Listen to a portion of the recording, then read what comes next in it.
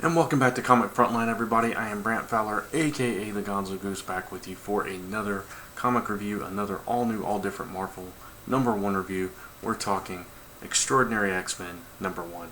This is written by Jeff Lemire with art by Humberto Ramos, and this is actually a really good issue. I really enjoyed this issue. We kind of learned the new status quo for the X-Men, and we already knew this kind of from other books that as the Terrigen mists flowed through the earth, that they started affecting the mutants, and they started calling it Mpox, and it forms these boils and everything on them. But it also does something else. It sterilizes the mutants, so no more mutants will ever be born. They're saying, at least at this point, and they're trying to find a cure.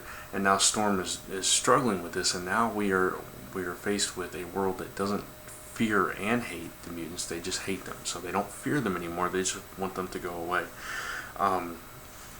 So it's a very interesting story as they decide. Storm decides that she's going to gather the troops. Basically, she decides she's gonna, like she says here, to me my X-Men, just like Professor Xavier used to say.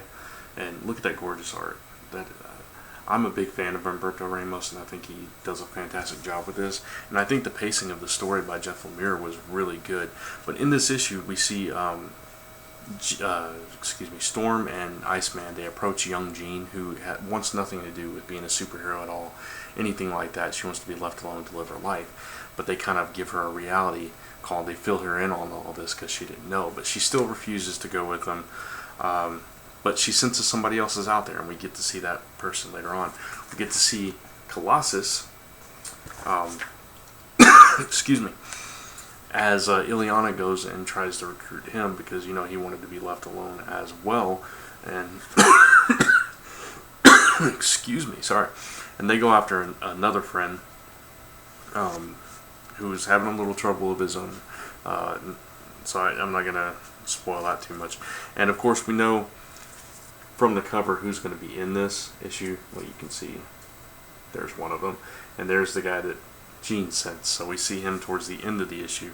But I really love the pacing and the storytelling in this book. I mean, just look at this as Magic is getting attacked by this militia of people that just hate her and want all mutants to die or go away or whatever. But this book felt like old school X-Men to me. This felt like when I was reading the X-Men titles, for the first time. It felt like there's that struggle again. It's not so mired in like the world around, as far as like the whole universe, the big epic events and crossovers and things of that nature, and the time traveling stuff that we've been trapped in for a long time, especially under Bendis's run. I felt like this took it back to the basics. It's a new threat. It's a new kind of status quo for the mutant kind, but it's still that kind of same classic struggle that the X-Men have always faced, told in a different way. And it's them coming together, trying to protect their own and trying to find this cure and trying to live peaceably. And I think that was always Professor Xavier's message, and that was always the purpose of the X-Men. And I love that Jeff Lemire has boiled this down to the basics of the essence of the X-Men. And I think this was a fantastic issue, a fantastic start to this new series. I'm very curious to see where we go, because we have young Jean Grey from the past, we have Old Man Logan, and then we have all these other X-Men returning, Nightcrawler and Colossus, and them trying to gather everybody to X-Haven, and at the same time trying to keep everybody safe from all the threats, these new threats that they are now facing.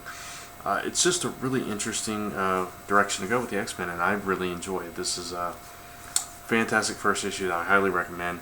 I'm actually going to give this a 4.5 out of 5. So, highly recommend it. You guys should definitely check it out. Art is gorgeous, colors are gorgeous, writing is spot on. It's almost a perfect book for me. I'm actually really tempted to just give it a 5 out of 5.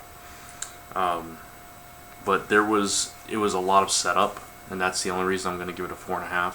It was a lot of setup for this new status quo, and kind of regathering the team together. So for that, it gets a 4.5 out of 5, but an excellent book, and I recommend you guys should check it out. So that's going to wrap up my review of Extraordinary X-Men #1.